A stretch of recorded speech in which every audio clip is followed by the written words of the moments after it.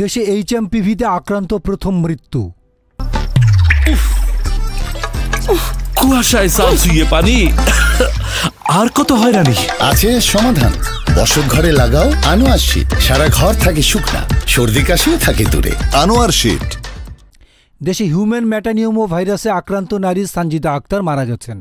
16 জানুয়ারি রাতে মহাখালী সংক্রামক ব্যাধি হাসপাতালে চিকিৎসাধীন অবস্থায় তার মৃত্যু হয়। এইচএমপিভি শনাক্ত হওয়া কারো মৃত্যুর ঘটনা দেশে এটিই প্রথম।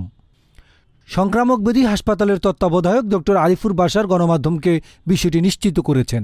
তিনি জানান, এইচএমপিভি সংক্রমণ ছাড়াও তার বেশ কিছু শারীরিক জটিলতা ছিল। সানজিদা আক্তারের বাড়ি কিশোরগঞ্জের ভৈরবে।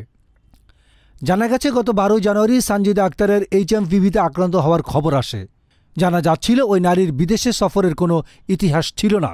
তার স্বামী বিদেশে থাকলেও সম্প্রতি দেশেও আসেননি। বাংলাদেশে প্রথম 2017 সালে এইচএমপিভি শনাক্ত হয়। এরপর কম বেশি প্রতি বছরই শনাক্ত হয়ে আসছে।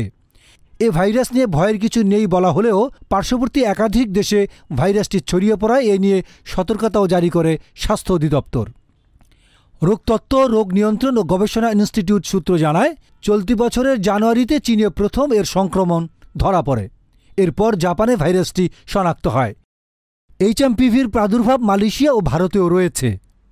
এদিকে এইচএমপিভির বিস্তার ঠেকাতে গত সোমবার বিশেষ নির্দেশনা জারি করেছে হযরত শাহজালাল আন্তর্জাতিক বিমানবন্দর কর্তৃপক্ষ। ডেস্ক রিপোর্ট, গণমানুষের আওয়াজ।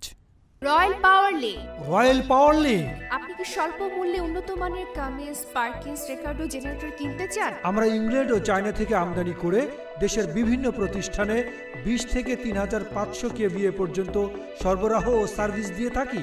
বিস্তারিত জানতে যোগাযোগ করুন রয়্যাল পাওয়ার লিঙ্ক। মোবাইল 017161200346। রয়্যাল পাওয়ার লিঙ্ক।